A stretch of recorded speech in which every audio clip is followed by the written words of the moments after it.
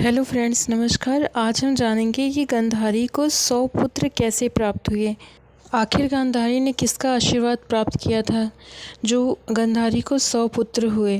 गांधारी के गर्भ से निकला था मांसपिंड, उसी से हुआ था दुर्योधन और उसके 99 भाइयों का जन्म। किसने दिया था गांधारी को 100 पुत्रों का वरदान? 6 वर्ष पहले। Religion death. दुर्योधन महाभारत के सबसे प्रमुख पात्रों में से एक है। कुरुक्षेत्र में हुए भीषण युद्ध का प्रमुख कारण भी दुर्योधन ही था।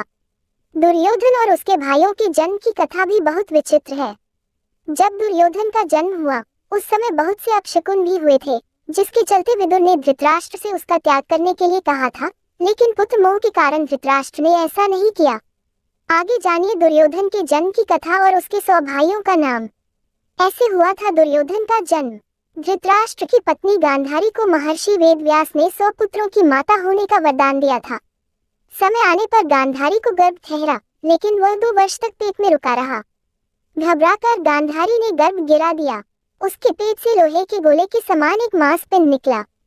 तब महर्षि वेदव्यास वहां पहुंचे और उन्होंने कहा कि तुम 100 कुंड बनवाकर उन्हें घी से भर दो और उनकी रक्षा के लिए प्रबंध करो। इसके बाद महर्षि वेदव्यास ने गांधारी को उस मांसपिंड पर ठंडा जल छिड़कने के लिए कहा। जल छिड़कते ही उस मांसपिंड के 101 टुकड़े हो गए। महर्षि की आज्ञानुसार गांधारी ने उन सभी मांसपिंडों को घी से भरे कुंडों में रख दिया। फिर महर्षि ने कहा कि इन कुंडों को 2 साल के बाद खोलना। समय आने पर उन कुंडों से पहले दुर्योधन का जन्म हुआ और उसके बाद अन्य गांधारी पुत्रों का। दुर्योधन के जन्म पर हुए थे अपशकुन। जन्म लेते ही दुर्योधन गधे की तरह रेंकने लगा। उसका शब्द सुनकर गधे, गीदड़, गिद्ध और कौए भी चिल्लाने लगे। आंधी चलने लगी, कई स्थानों पर आग लग गई। ये देखकर विदुर ने राजा धृतराष्ट्र से कहा कि आपका ये पुत्र निश्चित ही कुल का नाश करने वाला होगा, अतः आप इस पुत्र का त्याग कर दीजिए। लेकिन पुत्र स्नेह के कारण धृतराष्ट्र ऐसा नहीं कर पाए। 1. दुर्योधन। 2. दुःशासन। 3. दुस्सह।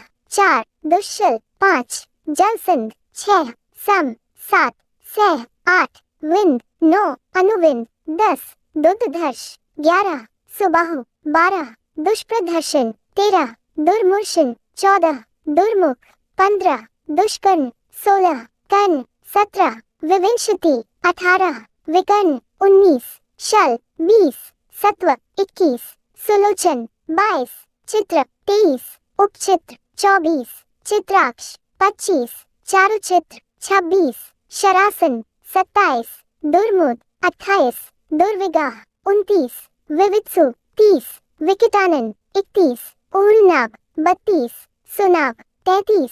नंद। 34. उपनंद। 35. चित्रबाण। 36. चित्रवर्मा। 37. सुवर्मा।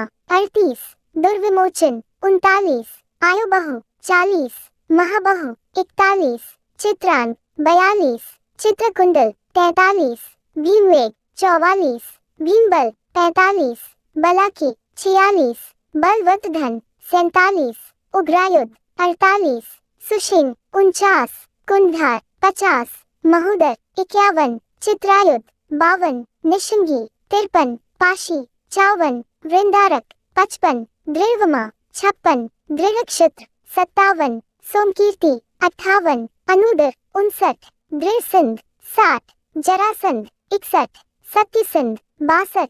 सद। सुवाक। 63. उग्रश्रवा। 64. उग्रसेन। 65. सेनानी। 66. दुष्प्रजय। 67. अपराजित। 68. कुंशाई। 69. विशालाक्ष। 70. दुराधर। 71. दृढ़हस्त। 72. सुहस्त। 73. बातवेग। 74. सुवर्चा। 75. आदित्य केतु। 76. बहवाशी। 77. नागदत्त। 78. अग्रहाई। 79. कवची। 80. क्रथन। 81. कुंडी। 82. उग्र। 83. भीमर्थ। 84. वीरबाहु। 85. अलोलुप। 86. अभय। 87. रौद्रकर्मा। 88. दृढ़ाश्रय। 89. अनादृश्य। 90. कुंडभेदी। 91. विरावी। 92. प्रमथ। 93. प्रमाथी। 94. दीर्घरोमा।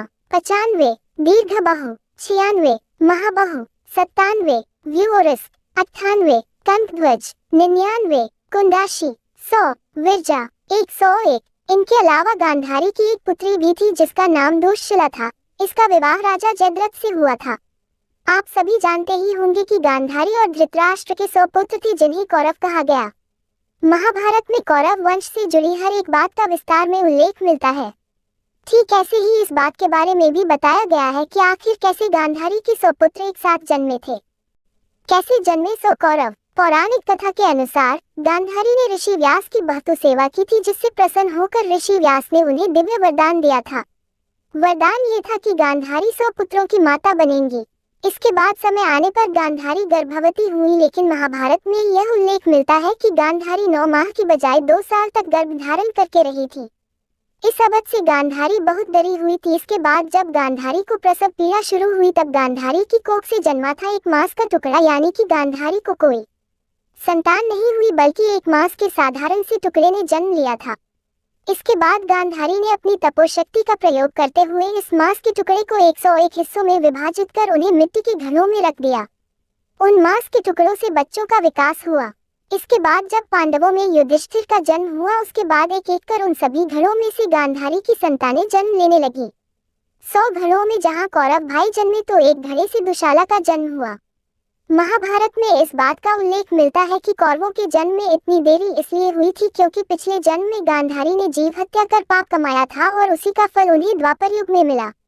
अगर आपके मन में भी यह सवाल है कि आखिर कैसे हुआ था कौरवों का एक साथ जन्म, तो इस लेख में दी गई जानकारी के माध्यम से यह जान सकते हैं कि कैसे गांधारी ने एक साथ दिया था 100 पुत्रों को जन्म और क्या है इसके पीछे का रहस्य। ऐसी ही रोचक जानकारी के लिए आप सब हमारे साथ बने रहिए फ्रेंड्स। आपको महाभारत की कथाएं सुनना अच्छा लगता हो, रामायण की कथाएं सुनना अच्छा लगता हो, या पूजा पाठ से रिलेटिव कोई भी जानकारी चाहिए, या तीर्थ की व्रत के बारे में कुछ भी जानना है, तो please like comment subscribe share it. Thank you friends. हम फिर मिलेंगे अगले वीडियो में, तब तक के लिए नमस्कार।